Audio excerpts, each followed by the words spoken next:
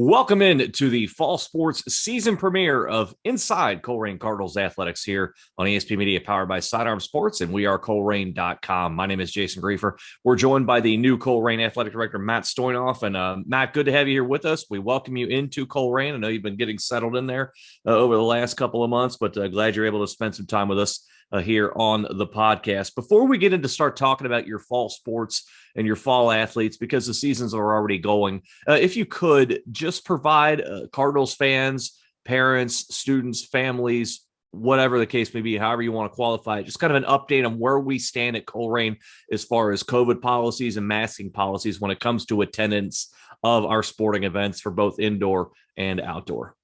Right. So, thanks for having me here and excited to be here and doing this. So, as far as our mask policy goes, right now we are strongly recommending masks, but they're not required. So that's kind of lingo we're going with right now, inside and outside. So our school district has created a 6 indicators.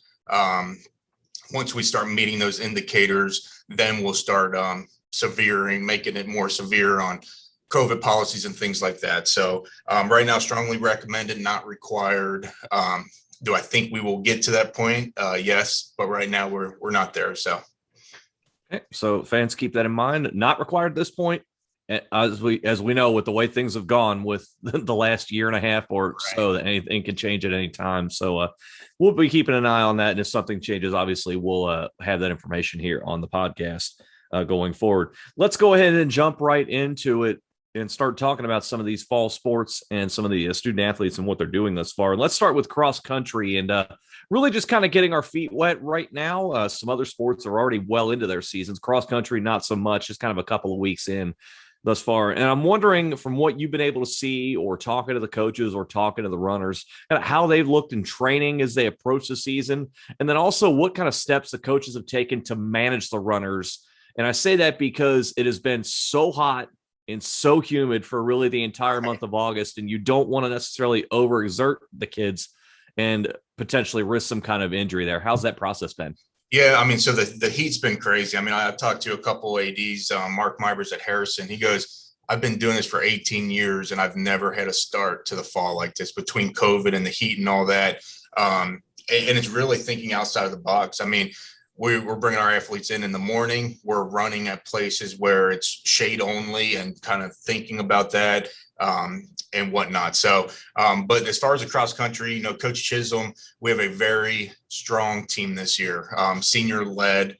And so they had their first run this weekend of Voice America with Lakota East and all that. So exciting start to the year. But yeah, some very strong seniors and a great coaching staff right now. So, but like you said, the hardest thing is just keeping our athletes healthy, keeping them hydrated, and finding those, unique places to run where it's shade or changing it to early in the morning or late at night. And then you always run in the work schedules and things like that. So, hats off to our coaches and thinking outside of the box and how we can get our athletes ready to compete. Let's stay outside and let's move on to the links here. And let's talk about your golf teams. Let's start with the boys first. And they have been very, very busy. Both golf teams have really throughout the entire month of August here. And so a lot of action already in the books, but mixed results as far as the team goes. But we do look at the GMC leaderboard and we see Oliver Powell Campbell and Robbie Wood each inside the top 10 in scoring right now in the GMC. You've got a couple of others not too far behind there as well. What have the coaches talked about as far as those two and that's led to their strong starts? And also, do they think that can be sustained throughout the rest of the season?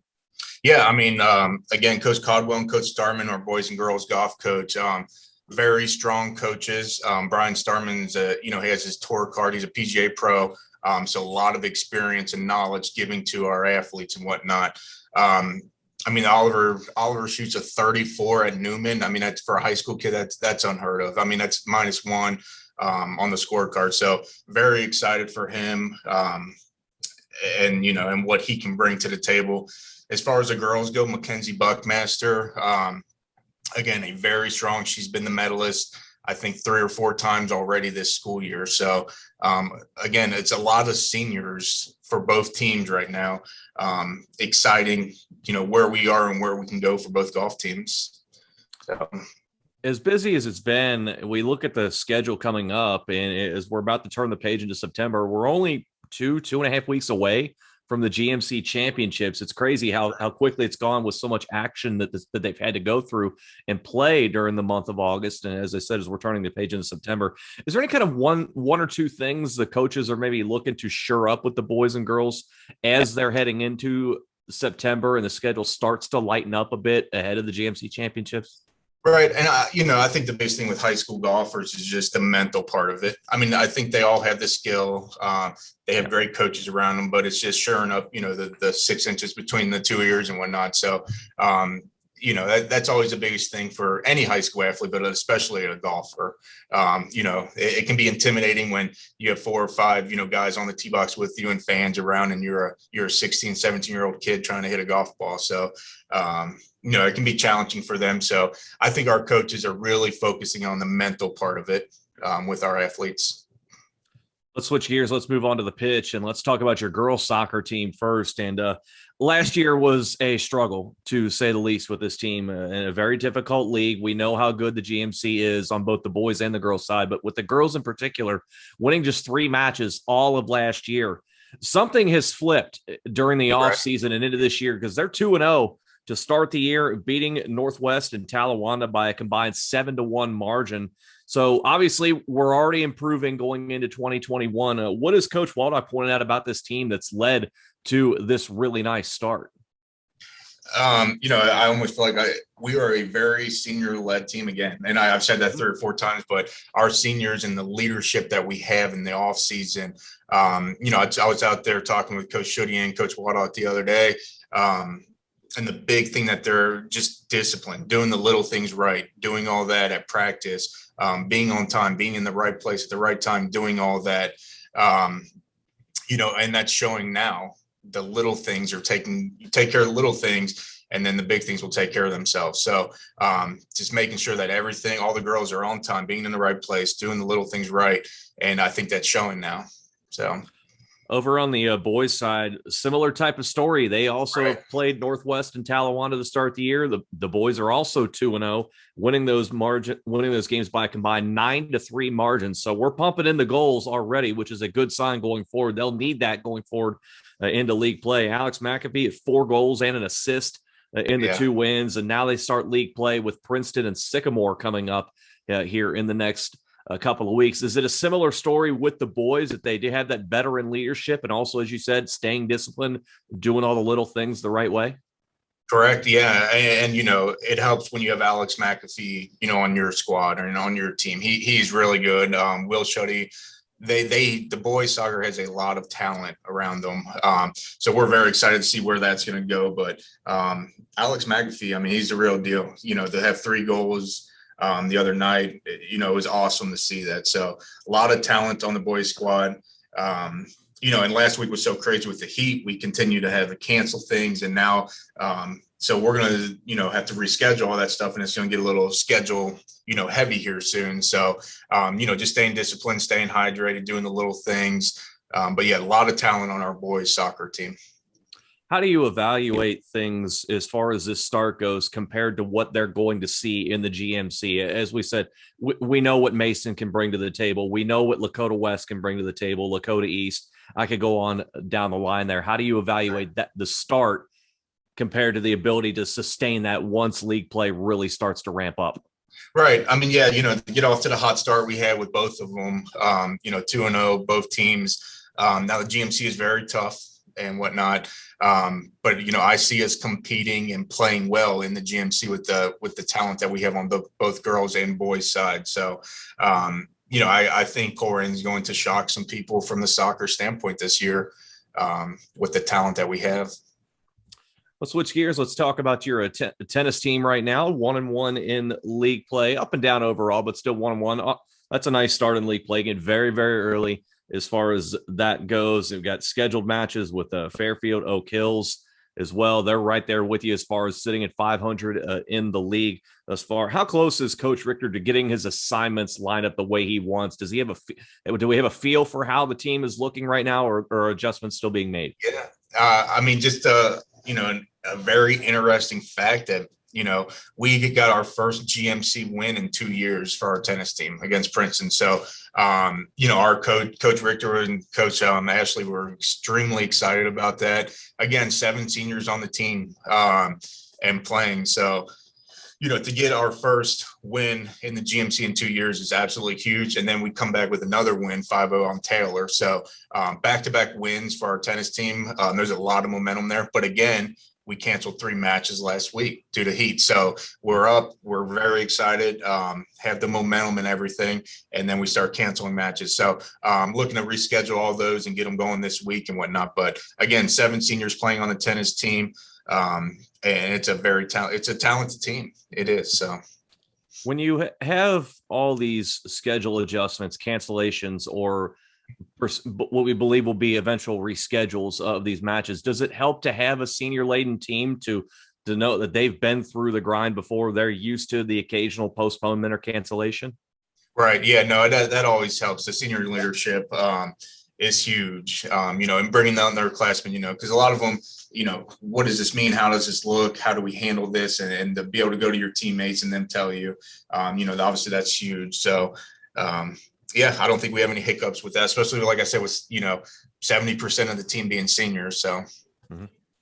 Switching gears, let's move inside and for a little, at least a moment here on the podcast, we can cool off a little bit as we would talk about your volleyball team here. Right. Successful season a year ago, won 15 matches on the year, finished mid-pack in the GMC. But we look at the way things are starting right now. They're the only unbeaten team left in the GMC. Now, league play hasn't started yet. Right. That's going to get going here soon with trips to Princeton and Sycamore. And right now we're kind of in a trek, a bit of a road trip here with 6 of 7 on the road, but nevertheless 3-0 start. So you like that.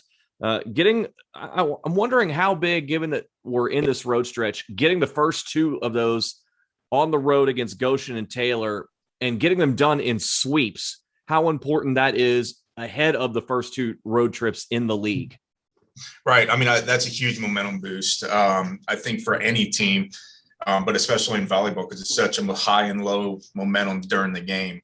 To sweep anybody is special. And, that just shows how much talent our volleyball team has with the 2 McNally girls and, Kate White and Gaynor. I mean, we have some real talent on our volleyball team.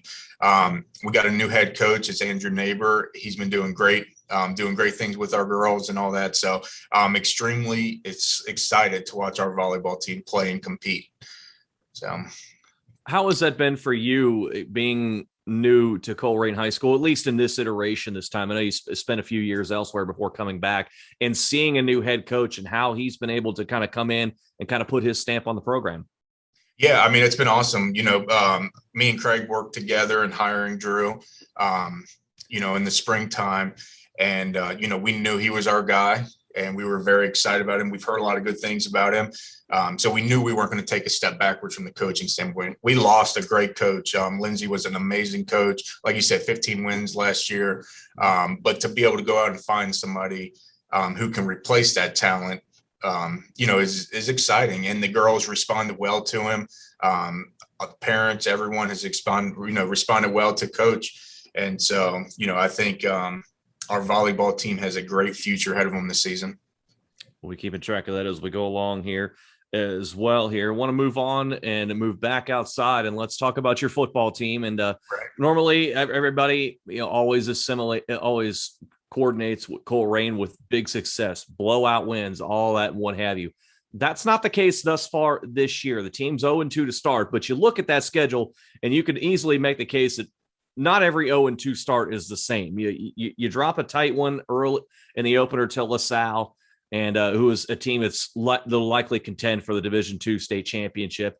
And then right. this past Friday, we get St. X, and St. X is as talented as anyone in the state. They're ranked nationally in the country, and they really took it to you, winning that one 42-7. So given the fact that we are sitting here at 0-2, but we lost to 2 teams that are going to be state championship contenders, how much level of concern is there right now from the coaching staff? Because an 0-2 start is not something we're used to seeing at Colerain.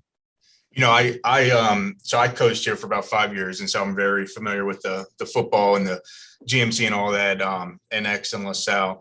this team reminds me a lot of the 2014 Colerain Cardinals. We lost to LaSalle by 20. We lost to X by, 18.